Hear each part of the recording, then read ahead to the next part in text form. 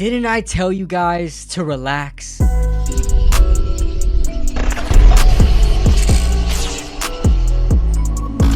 What is going on, guys? What is going on, 27 squad? Welcome back into another video. And we're going to be going over day 2 of Giants-Lions joint practices. This is the last practice before they, I guess, have a little bit of a rest day where they kind of go over things. I think it's a little bit of a walkthrough. And then they'll have their preseason game on Friday, which I thought was Thursday, but it's going to be on Friday. So keep on the lookout for that. I will be on the Bleacher Report app after the game. We switch things up. It's not going to be during the game. It's going to be right after the game, and I'll be recapping everything, all my notes. Just look out for me on the Bleacher Report app after the game. Giants rebounded after getting absolutely, I would say, demolished. I would just say punched in the mouth, absolutely humbled last practice against the Lions, where they came into Detroit and, like I said, they got punched in the mouth. The offense struggled. Daniel Jones was, controversially 5 of 12 or 7 of 15, however you slice it. There was no interceptions, but there were no touchdowns either. After having a phenomenal training camp up to this point, the offense really started to slow down when facing other competition, and that goes the same for the defense as well. The defense struggled to stop anything. They were good on the interior run game with Dexter Lawrence, Leo, but they were bad stopping the run outside. But this time around, both the offense and the defense rebound and get right back at it. They learned from their mistakes and they went out and redeemed themselves. Daniel Jones is the guy we're going to look at first.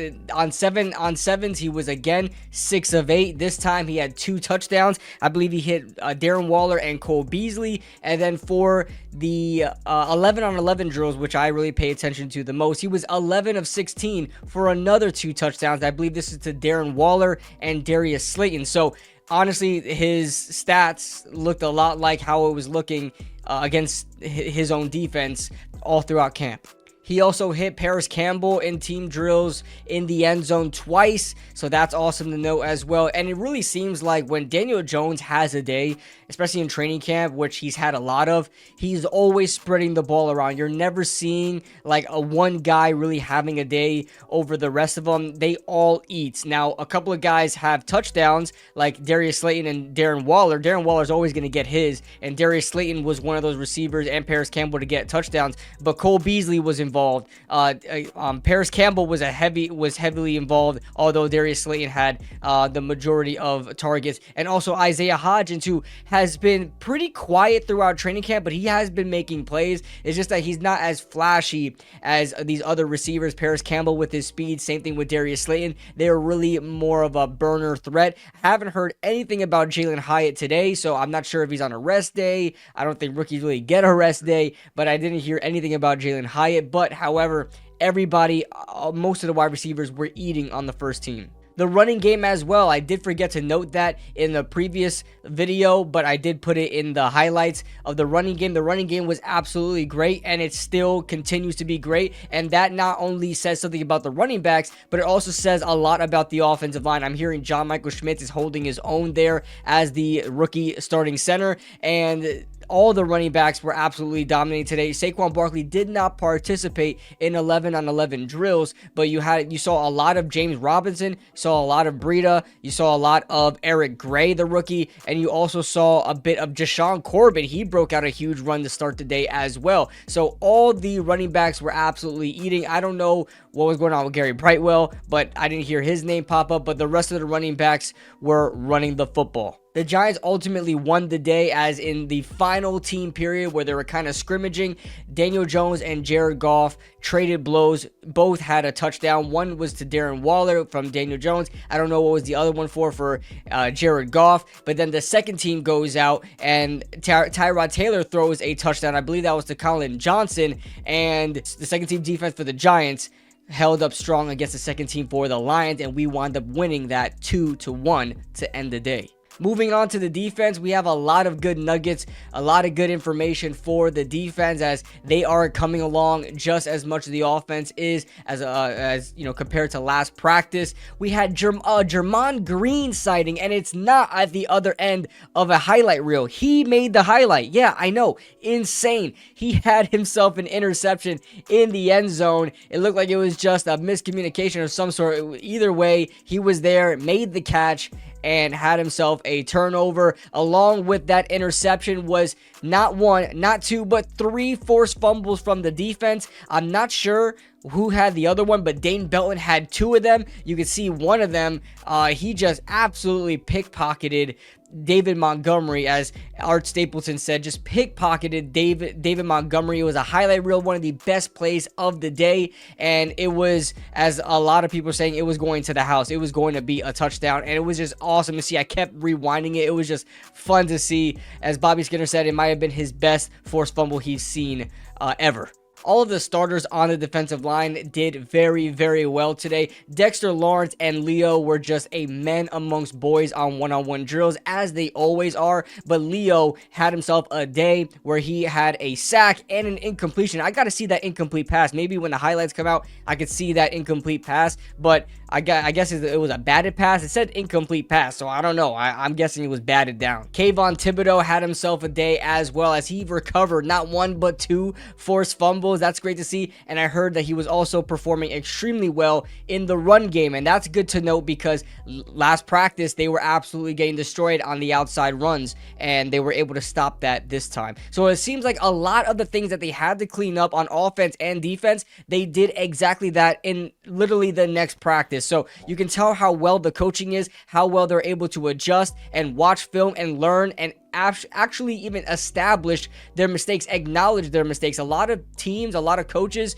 bad coaches, aren't going to be able to distinguish those mistakes and not really know how to fix them. They fix them within a day. Now, it is just practice, but it's good to know that a lot of these young guys, even Deonte Banks, as we move on to him, comes back and recovers. He got mossed by Amon-Ra St. Brown, who is one of the up-and-coming receivers in the league that a lot of people are loving, and I love to watch him as well. He got his get back, as he was able to force an incompletion in the red zone, in the end zone, as they were doing red zone drills on Amon-Ra St. Brown. He got physical with him, able to bat away the ball, and it counted as a pass breakup. So it wasn't just, you know, a miscommunication, and he had, you know, one of those plays where the ball just sails right over him and he does that little incomplete pass thing where it wasn't him at all. No, Deonte Banks actually did his job, and did his job well versus Amon-Ra St. Brown, and he has been coming up on his own and gaining his confidence. There's going to be a lot of times where, especially as a rookie corner, he is going to be picked on. He's going to be targeted a lot. It's all about how he responds, and he seems like he has the right attitude and is responding very well. Bobby Okereke isn't somebody I've really been covering on my reports of these training camp practices, because I kind of already assumed he would be doing well. A lot of you never hear me talk about Saquon Barkley because he's just always performing, or even Dexter Lawrence, only when they're really making like crazy plays. But Bobby Okereke I have to talk about now, because he's been all over the field. He has like straight up established himself as that inside linebacker, and I know he's supposed to do that, being a bigger free agent signing that we got, but the Giants have not had a lot of good luck with inside linebackers as of late in the past 10 years. So it's great to see that Bobby O is actually showing his worth on the field, and he's had a couple of incomplete passes, batted down balls, and also a lot of run stuffs as well. He's doing his job. And now another great story of a young defensive star on the rise. We already heard about Trey Hawkins, the rookie corner. Now we got to talk about the rookie defensive tackle out of Oregon, Jordan Riley, who has been making some noise. I've been hearing from multiple sources, multiple analysts. I'm sure they're not talking about it at the same time.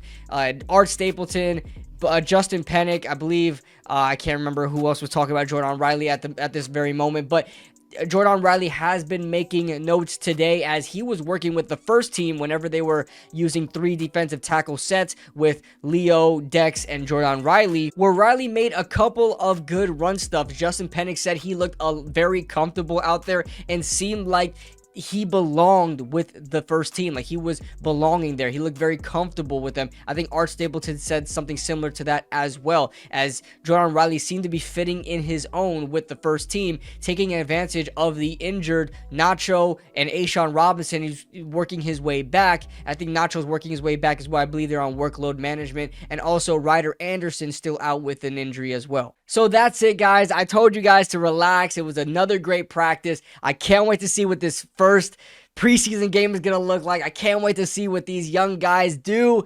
Oh, man, I'm so pumped. Make sure you guys tune in on the Bleacher Report after the game as well. And I will be live for all of the preseason and you guys on this channel. So you guys be on the lookout for that. Young Guns tonight on the Cushes channel. Make sure you guys be on the lookout for that. I'm Kid Blue, and I'll see you guys in the next video. Woo!